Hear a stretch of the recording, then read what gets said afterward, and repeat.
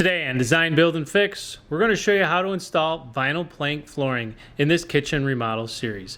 Remember, if you like the content, hit the like button, subscribe button, and leave a comment. And always remember, you can do it. Let me show you how.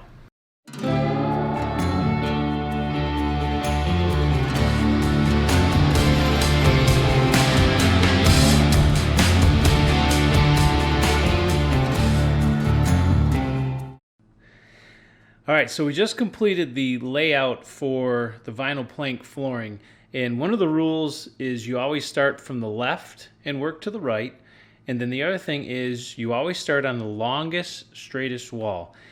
And so for us, this wall right here is the longest, straightest, but it's also the wall that most people are going to see. And that's an important factor too, because you want that to look the nicest, because everybody's going to see it. And so we had some other concerns when we did our layout. So we're starting here at this corner and working to our right this way. Then we're going to come out here, and as it passes by the cabinets, we're going to take about 1/8 of an inch off, which is really going to give us a new start for a whole nother row coming through here.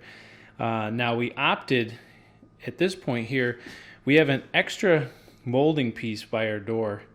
Kind of hard to see with the light, but there's an extra molding piece. So instead of leaving the vinyl plank flooring a 1/4 inch away from the wall, we're going to leave it a 1/2 inch away from the wall. And the reason we chose to do that is by the time you get to the corner here for the kitchen cabinets, we're going to take about 1/8 of an inch off the next piece, which will fit nicely underneath the cabinet. So we have a full piece over here and almost a full piece here. And by doing that extra 1/2 inch, we come over here to this one, you're going to have underneath this cabinet about 4 inches of a vinyl plank. So that's going to look nice as you walk in the garage door here. You're going to have a 4-inch piece here, so that'll look nice there. The other concern that we had is coming down this hallway, because all the flooring is going to come this way. It runs left and right through here. By moving it an extra 1/4 inch on the back wall where I just showed you is going to give us exactly a 1/4 inch on this wall, and so we'll just have to put down some quarter round that we make sure that we brad into the door, not into the floor, and that's going to work out relatively nice. So by moving that first piece an extra 1/4 inch away from the wall, it made everything else work out almost perfectly. Now the only issue that we have is there we're going to have to put some quarter round molding, and right there next to the heater there's going to be, by the time we get the casement molding down, there's going to be a small piece there. We'll probably have to do a small piece of quarter round there, and also in this corner, if you can see it because of the light, we're going to have to do a small piece of quarter round there. But in general, moving it a 1/2 inch away from the wall was better than leaving it a 1/4 with a little bit of quarter rounds. And we do have some in and out jogs here. We have a jog here for the dishwasher. We're not so concerned as what it looks like behind, because you'll never see it. And as far as how much space we have on the left and the right of the stove, we're not concerned about what that's going to look like, because you'll never see it there. We do have another bathroom over here, but I think the compromise that we had over there is going to be the best. So when you lay these things out, look at the major concerns, the longest, straightest wall, go from the left to the right, and the ones that people see the most are going to be the most important. And ultimately, you don't want to end up having a rip that's a 1/2 inch or an inch big. You kind of want to make that even, just like you're doing ceramic tile. So when you're laying your vinyl plank flooring, you want to make sure you put it on the first row the correct way. It does not go this way. This is the snapping part of it. That one goes away from the wall. This goes against the wall. So you make sure it's orientated like that. All right, so now what we want to do is, I have a full piece here. We're starting on the left over there, and we're working our way to the right. So you're going to take the first piece and take your next one. You're going to lift it up like this.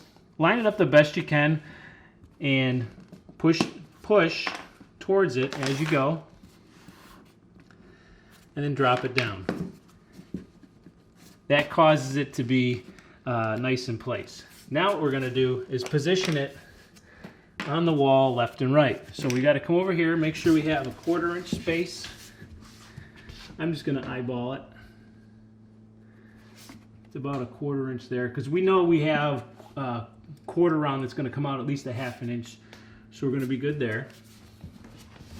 Now we know we want to keep these about a 1/2 inch away. So on our blocks you have the option of a 1/4, you have the option of a 1/2. So I'm going to put the 1/2 there. I'm going to pull this out, drop that in, and then I want to put one on each side of the seam. That's going to keep our seam exactly where it's supposed to, because you can see this will slide. So we're going to deal with that here in a second. I'm going to put another one down here about halfway. And of course another one down here. Alright, so now we're going to take our block. We want to make sure that this seam is perfect. So you have a little lip. That lip goes here. Push it in nice and tight. Then just take your mallet. Quick tap, perfectly flat. Come down here, and we're going to use the piece that we just cut. Take these out. Same thing happens here. Get it as straight as you can. Push it down. All right. Put our spacers in.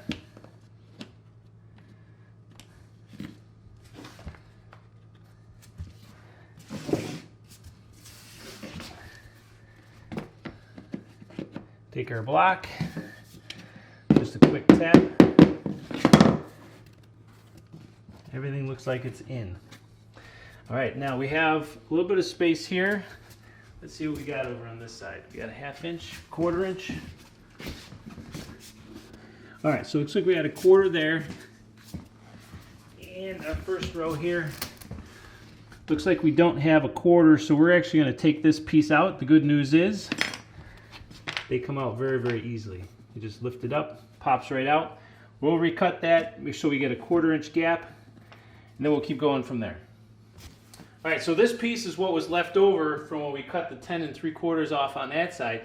We're going to use this as our start. Now the only thing you got to be careful of is to make sure that between this seam and that seam, you have at least 8 inches.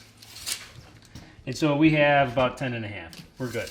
Got to have at least 8 inches. So here's what you're going to do. You just take this, just lift it up. Try and line the end up the best you can. Push it tight and lock it down. Grab my mallet.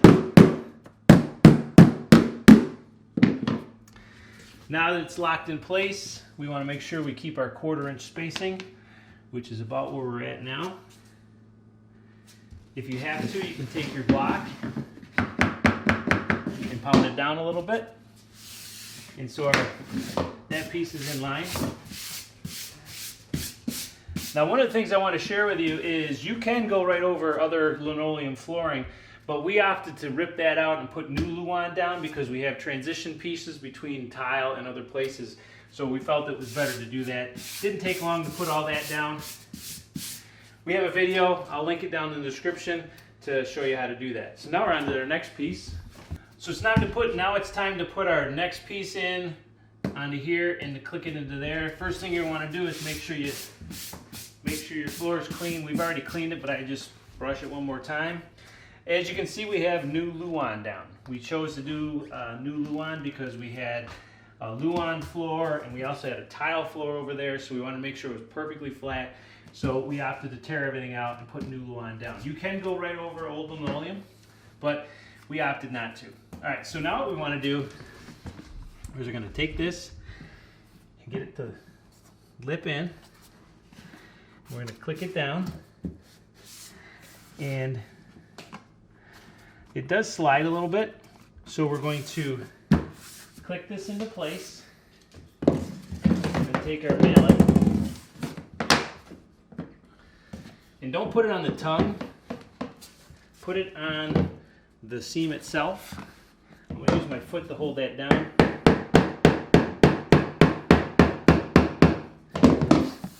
Drive it into place, and as you're tapping it,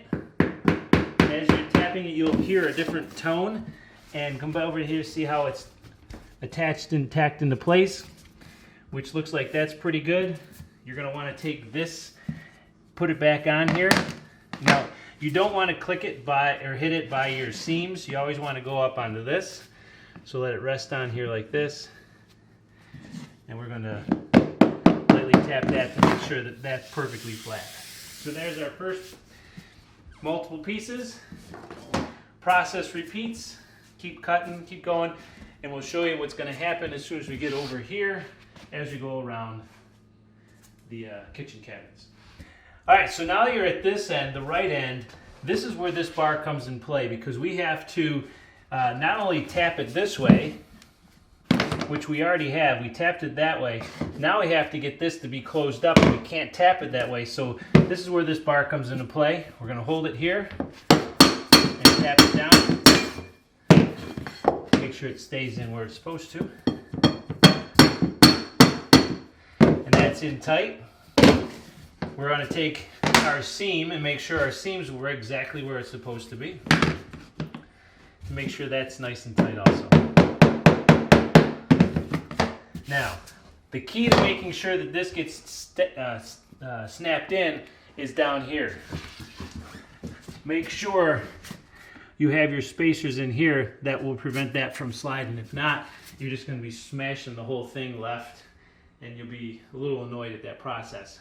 Now, the next thing I should share with you is if we take the cutoff piece that we cut off from there and put it down there, if we have 10 inches here and we have another 10 inches here, let's see what it looks like.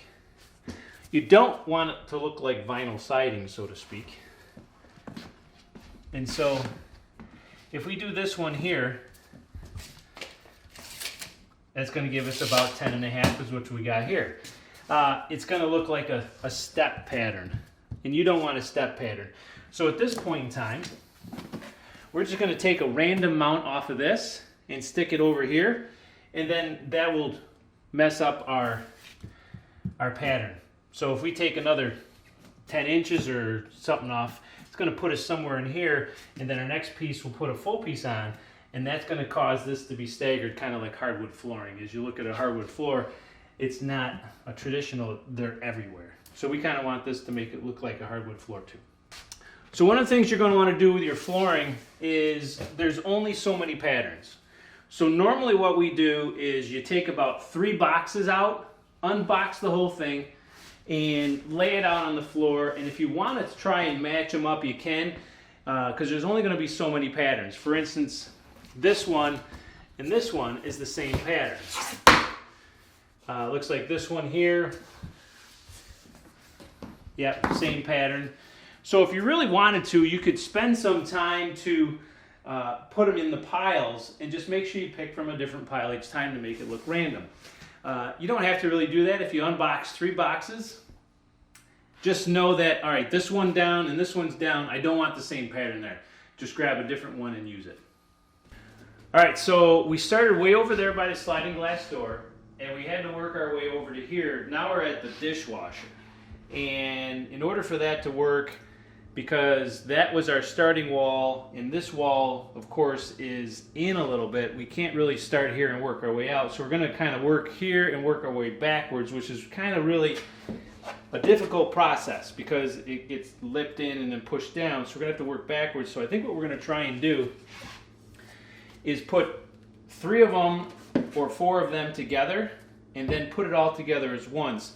We'll see how that works, and I'll tell you about it in a second. But we had to make sure that this row is perfectly straight with that so we don't get a curve into it. And so what we had to do is we came down here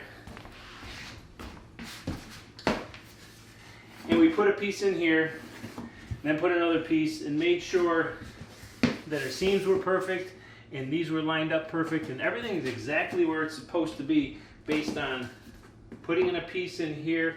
Actually, it was more back here, and then working our way. Then we put another piece here like this, and another piece here, to make sure it was perfectly straight without having to snap a chalk line. And so it looks like it's all set. We have our 1/4 inch reveal everywhere. And so now we're in the process of putting these pieces together to go in here. Now we do have the cord for the dishwasher to deal with, and so we'll show you how that happens when it's done.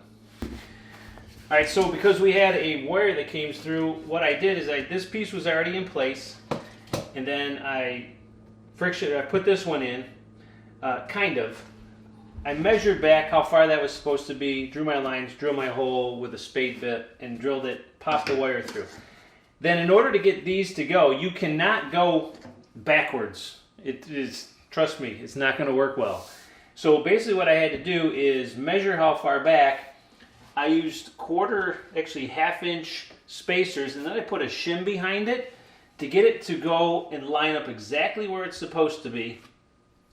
Started the back, put these in, pulled my wire through, and then once this one was on, then what I had to do is, I don't know if you can see it, just to make sure that this stayed where it was supposed to, just in case it moved, I drew a pencil line along this whole thing all the way down to make sure it goes exactly where it's supposed to be, because I spent a ton of time making sure that it was there.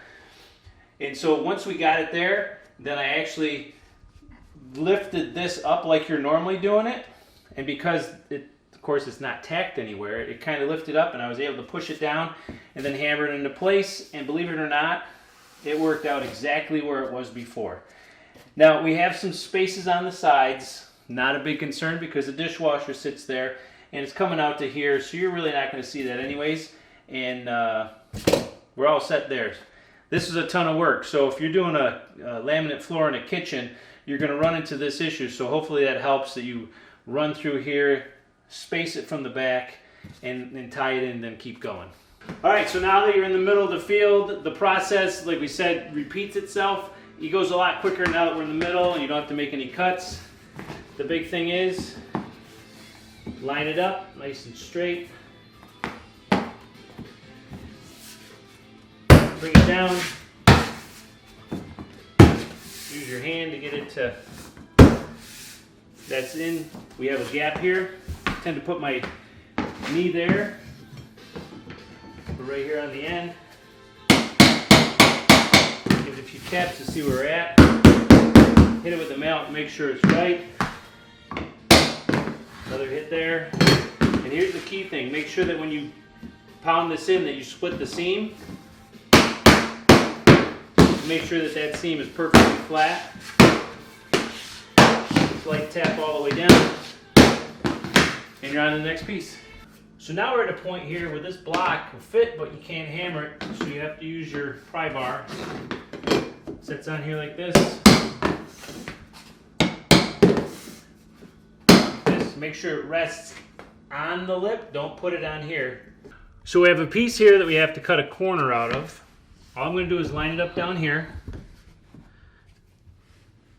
mark over about 1/4 inch, and then I'm going to move it this way,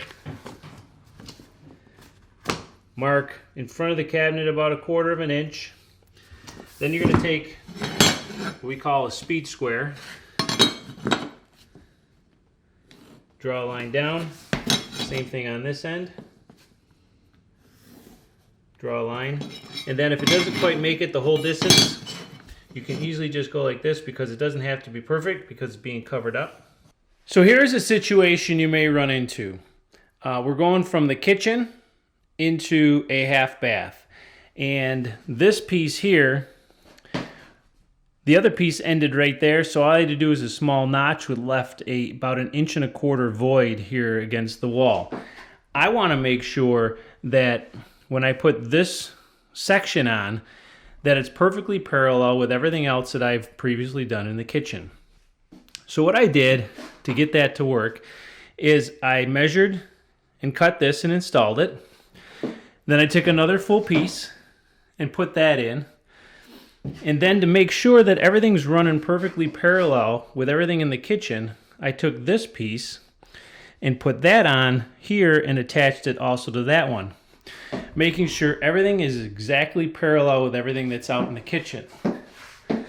Now, once this is all done, I want to make sure that my line, I just drew a line here to know that that's my reference point, that where this board here has to actually line up against. So now I cut my two pieces. I actually measure the distance from here to the wall, leaving a 1/4 inch gap, so that's 1.25 inches. I cut my two pieces. That's going to take me all the way to the corner. Now to install this, what I'm going to do is take this board out, this board out, this board out.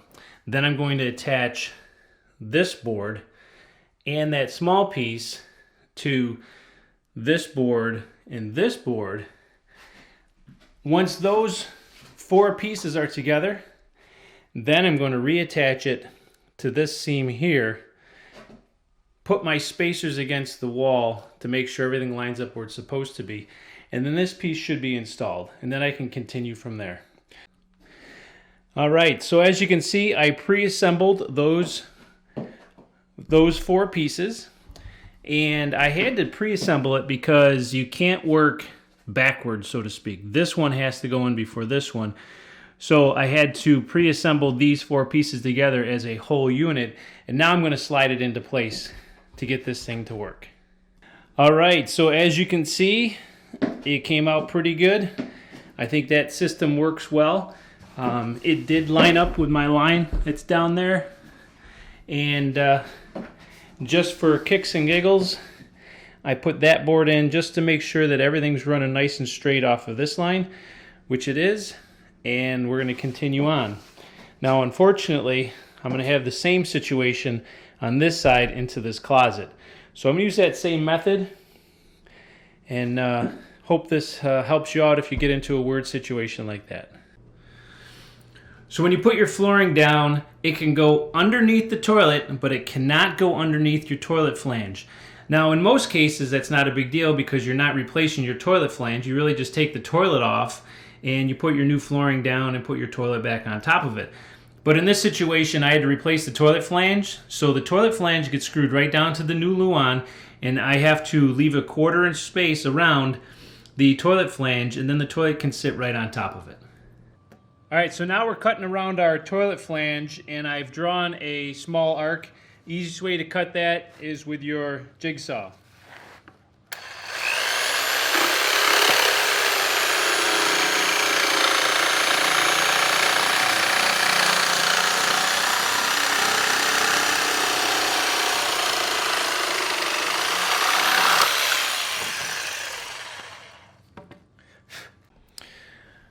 Alright, so this area here, we're going to have a transition piece between the vinyl plank flooring that's over there and this vinyl plank flooring. Keep in mind when you put this vinyl plank flooring down, because that's the new one we just put down, you want to make sure that you have about 1 inch-ish of space, because you got to have a 1/4 inch expansion here, 1/4 inch gap here, and your transition piece that holds everything in is about 5/8, maybe a 1/2 inch wide, so it's got to sit in there like that and give you expansion and contraction on both sides. So make sure that you leave about 1 inch or so of space there. Alright, so now the next thing we have to do is this vinyl plank flooring is about 1/8 of an inch higher than this one, and this transition piece can actually account for that.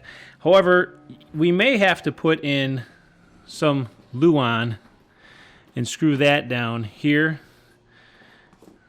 and here in order to bring it up to about the height that we need, and then screw this down on top of it. The good news is if you put the luan down and you screw this down to it and it doesn't actually work, well, you just unscrew it, take it apart, lower that down, and then put it back together. So we're going to actually screw this one down and we'll show you how it actually gets put together. Alright, so the transition piece is screwed in right in the center of that spacing for expansion and contraction, and we're going to slide the transition piece in right now. Alright, so the way this transition piece works, it works for different heights of floors. You'll see there in the inside here, there's like little notches in it on both sides. That slides into that retainer clip that we just screwed down into the floor.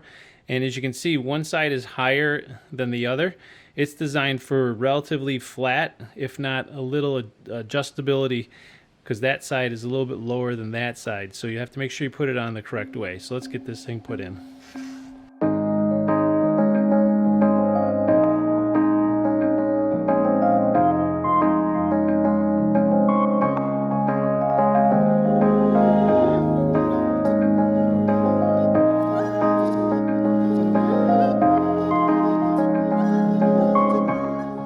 Alright, so as you can see, the vinyl plank flooring came out absolutely beautiful. All it required is to have a little bit of quarter round placed around the sides. And this is a relatively easy installation process. I would highly recommend it to anybody, and it's going to make your home absolutely beautiful when completed. Alright, well, thanks for watching another design, build, and fix video. Hope the information in this video helps you have a successful project when you put down your own vinyl plank flooring. And remember, if you like the content, hit the like button and subscribe. Alright, we'll see you on the next one.